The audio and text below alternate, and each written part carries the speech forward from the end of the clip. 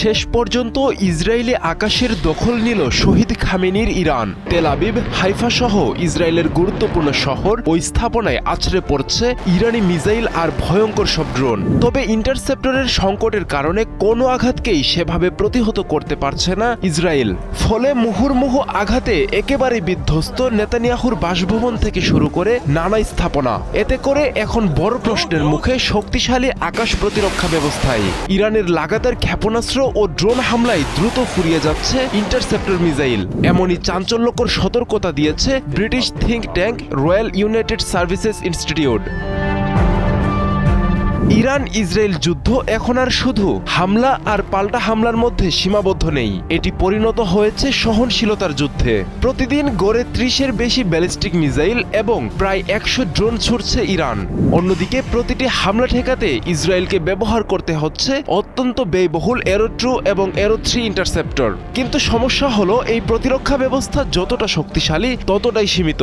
সামরিক বিশ্লেষকরা বলছেন বর্তমান গতিতে চলতে থাকলে মাত্র কয়েকদিনের মধ্যেই ইসরায়েলের এরো মিসাইল ফুরিয়ে যেতে পারে। শুধু তাই নয়, আমেরিকার থার্ড মিসাইল ভান্ডারও দ্রুত কমছে। যুদ্ধ শুরুর প্রথম ১৬ দিনেই ব্যবহার হয়েছে ১১,০০০-এর বেশি ইন্টারসেপ্টর মিসাইল। খরচ হয়েছে প্রায় $২৬ বিলিয়ন।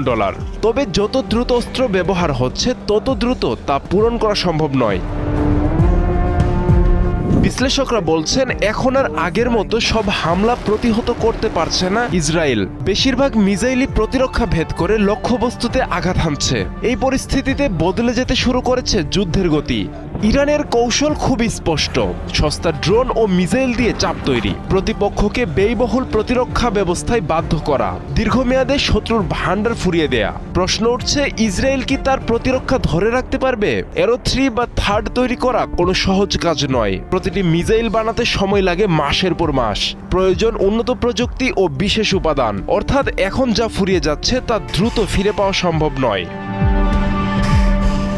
এই বাস্তবতাই হয়তো নতুন এক দিক দেখাচ্ছে। আমেরিকা ইতোমধ্যে যুদ্ধ থামাতে কূটনৈতিক আলোচনার ইঙ্গিত দিয়েছে।